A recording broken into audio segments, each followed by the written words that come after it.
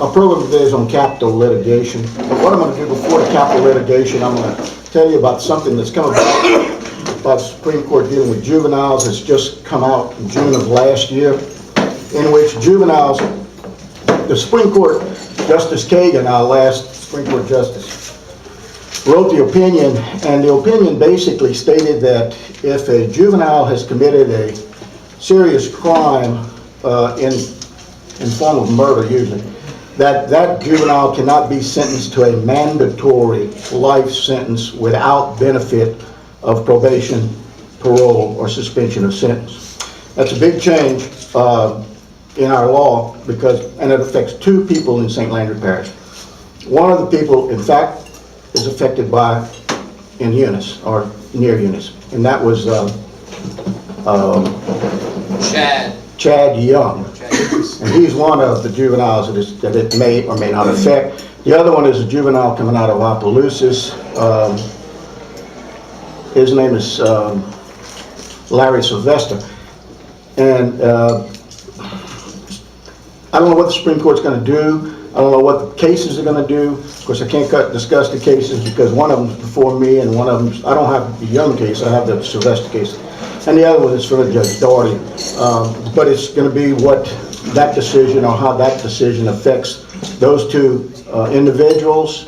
The Sylvester matter, he's been in jail since 1973. So he's been in jail 40 years. He committed his crime when he was 15.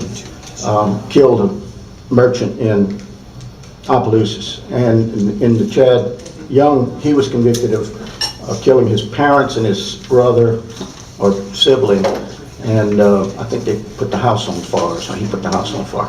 In any regards, I just wanted to mention that because those two things are coming up, and you have to make decisions on those, and it may even be decisions, or the request may be even decisions to even extend that, because what Justice Kagan said was that the individual, the juvenile, has to have an opportunity for parole, and that a judge can still sentence them to life without benefit, but they have to take all circumstances that involve into consideration. See, right now, the way the law reads, since '73, the law reads that it's mandatory sentence for life without benefit of, so you take no consideration into anything when he's sentenced because it's mandatory sentence. And so that's basically what those cases are going to be about. In 1612, Virginia Governor Sir Thomas Daigle enacted the divine, moral, and martial laws which provided the death penalty for stealing grapes, killing chickens, trading with the enemies were among those things that could result in the death penalty. In 1630 was the first execution in the Massachusetts Bay Colony.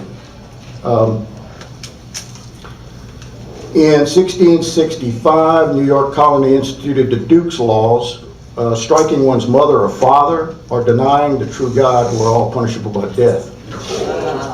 And of course, execution continued to be public. Some of these are cases that I can cite to you.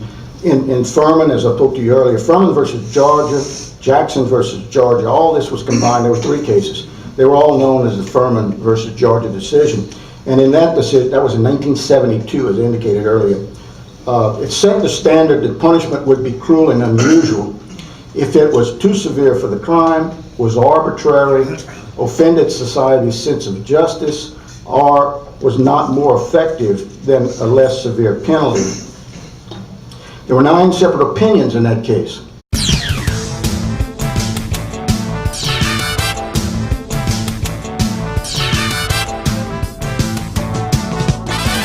KE